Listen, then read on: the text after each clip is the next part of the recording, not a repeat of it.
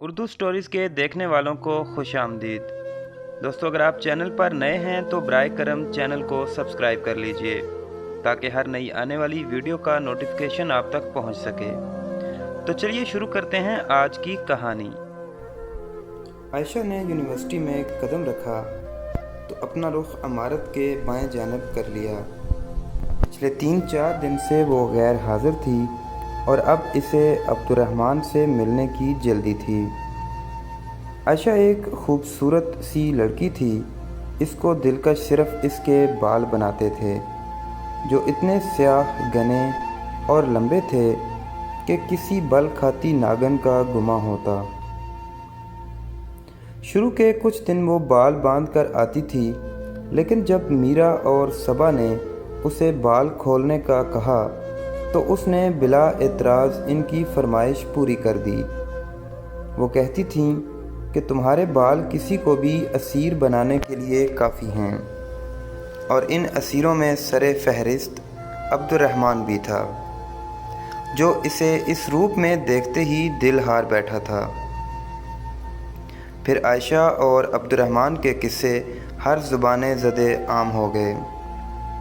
عائشہ ابھی اس بینچ سے کافی دور تھی جہاں پر یہ دونوں اکثر پائے جاتے تھے۔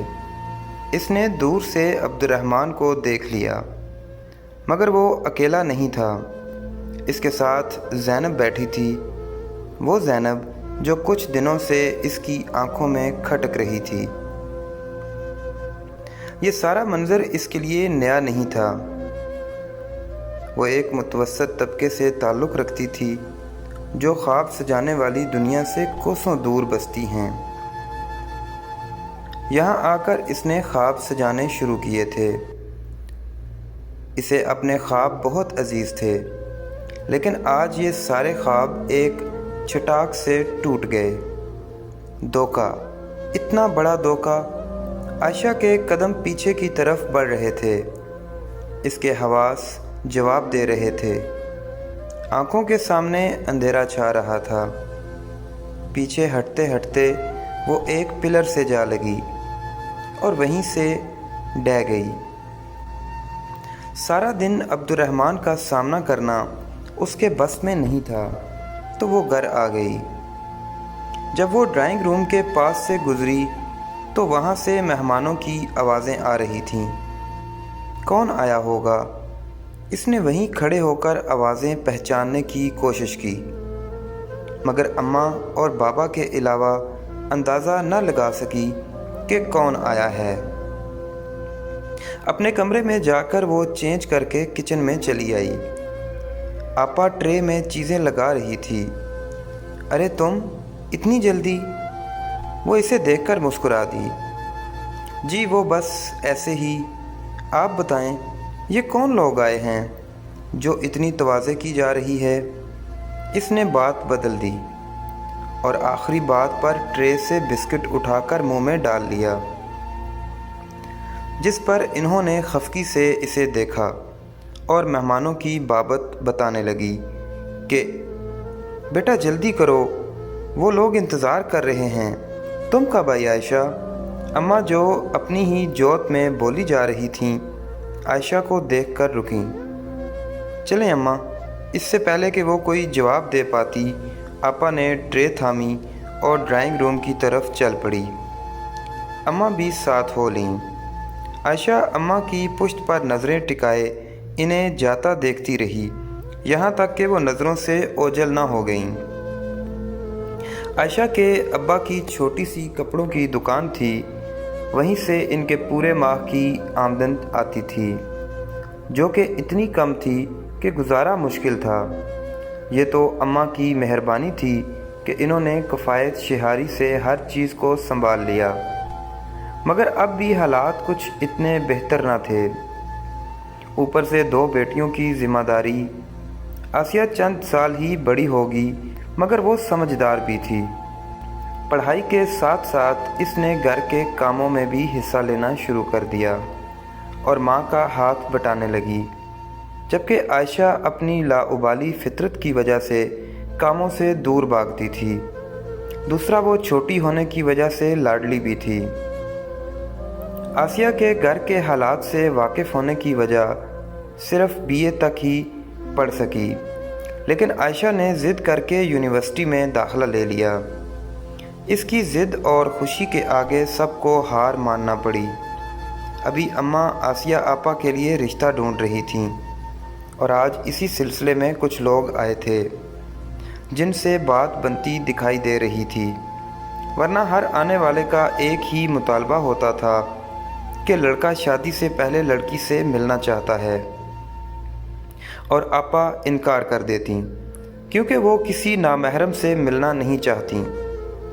जब अम्मा अब्बा ज़्यादा इसरार करते तो वह अपनी तस्वीर दे देती, देखना है तो ये देख ले वरना इनकार कर दे। इनकी हमेशा यही रट होती, पर इस बार लड़के ने तस्वीर देखकर हामी भर दी थी और हाँ करने के लिए भी इसकी माँ और बहन आई थीं। जवाबन वो लड़के की तस्वीर भी लाई थीं तो अल्लाह के करम से ये रिश्ता तय हो गया और अब शादी की तैयारियां चल रही थीं क्योंकि वो लोग जल्द शादी चाहते थे। ये कुछ दिन की बात थी। 4 बज रहे थे, दिन की तमाज़त ख़त्म हो रही थी। आयशा तेल की बोतल उठाए सहन में आ गई, जहाँ चारपाई पर आसिया आपा सब्ज़ी काट रही थी। आसिया आपा तेल लगा दें। इसने तेल की बोतल इनके घुटनों के पास रखी और ख़ुद ज़मीन पर अकड़ूं बैठ गई। आयशा, मैं सब्ज़ी काट रही हूँ, बाद में लगा दूँगी, उन्होंने बउजलत कहा। नहीं, अभी लगाएं, इसने रूठेपन से कहा और आपा को इसकी बात मानते ही बनी। इन्होंने सब्ज़ी की टोकरी एक तरफ कर दी और इसके बालों में मालिश करने लगीं। आयशा, देखो बाल कितने रूखे हो गए हैं। आपा के लहजे में फ़िक्र थी। मैं कहती थी ना कि बाल खोल के न जाया करो, नज़र लग जाएगी। इन्होंने भूली बसरी बात याद दिलाई और सोच रही थी कि हाँ आपा, इन्हें नज़र ही तो खा गई है। इधर इनकी चमक ख़त्म, उधर अब्दुर्रहमान किसी और का हो गया। वो बहुत बड़ा धोखेबाज है, मुझे मालूम है वो ज़ैनब को भी छोड़ देगा। आयशा दिल ही दिल में कुढ़ती जा रही थी। आपा, एक बात पूछूं? आयशा ने सामने देखते हुए पूछा। अब वो इसके बालों की चुटिया कर रही थी।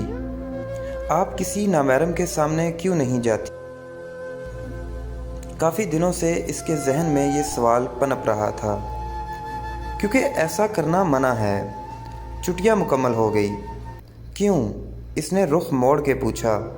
शायद यही हमारे लिए बेहतर है। इनके लहजे में कितना इत्मीनान था। लेकिन आपा, इसमें क्या बेहतरी है कि आपके इतने रिश्ते आए और ठुकरा गए? इसने जताते हुए कहा। शायद वो मेरे काबिल नहीं थे। आह, फिर वही हद दर्जा इत्मीनान। तो आपको लगता है ये आपके काबिल हैं? इसने अब की बार आए रिश्ते के बारे में पूछा। मुझे अपने रब पर पूरा यकीन है कि वो मुझे मेरे हक़ में बेहतर फ़ैसला देगा। इनकी बात सुन के आयशा ने अपना चेहरा फेर लिया। तो क्या इस्लाम में किसी नामहरम को देखना भी गुनाह है? इसको अपनी आवाज़ दूर खलाओं से आती महसूस हुई। हाँ, निदा आई। और इस लड़की का क्या, जो एक लड़के से मिलती है, बातें करती है, किस रिश्ते की बुनियाद पर? पूछा गया था। नहीं, इसे लगा इस पर लावा उंडेल दिया गया है। इसका जिस्म इससे तप रहा है, जल रहा है। ये तो इसने कभी सोचा भी ना था कि वो किस रिश्ते की बुनियाद पर अब्दुर्रहमान से मिलती है। क्या रिश्ता था इनके दरमियान? कोई नहीं, कोई नहीं। इसका गला रुंध गया। तो फिर तो वो बहुत बड़ी धोखाबाज है। क्या वो धोखेबाज है? नहीं, इसने किसके साथ धोखा किया है? किसी के साथ नहीं। तो फिर वो कैसे धोखाबाज हुई? हाँ, वो अपने रब को धोखा दे रही है, अपने मज़हब को धोखा दे रही है। اور اپنے ماں باپ کو بھی، تو وہ ہوئی نا سب سے بڑی دھوکہ باز۔ وہ استہزائیہ مسکرائی۔ ہاں، وہ دھوکہ باز ہی ہوگی، کیونکہ وہ دھوکہ دے رہی ہے اپنے ماں باپ کو، اپنے مذہب کو اور اپنے رب کو۔ آپا اس کی آواز نہ سن سکتی تھی، کیونکہ اس کی آواز ایک سرگوشی سے زیادہ نہ تھی۔ ارے لڑکیوں، اٹھ بھی جاؤ، کوئی اور کام کرنا ہے یا نہیں؟ اور عائشہ، تم یونیورسٹی نہیں جاؤ گی؟ کتنی چھٹیاں کرو گی؟ اماں نے کچن کی کھڑکی سے سر نکال کر انہیں ڈانٹا، جو صحن میں ہی کھلتی تھی۔ عائشہ ان کی آواز پر چونک کر کھڑی ہو گئی۔ وہ اماں، کل جاؤں گی۔ وہ جو عبد الرحمن کا سامنا نہ کرنے کے ڈر سے گھر میں قید تھی، اب وہ ضرور جائے گی، کیونکہ یہی اس کی سزا تھی کہ وہ روز اسے دیکھے، روز مرے اور روز جیے، پل پل اسے اپنی غلطی کا احساس ہو۔ یہ سزا تو اسے بھگتنا تھی، جب تک رب معاف نہیں کر دیتا۔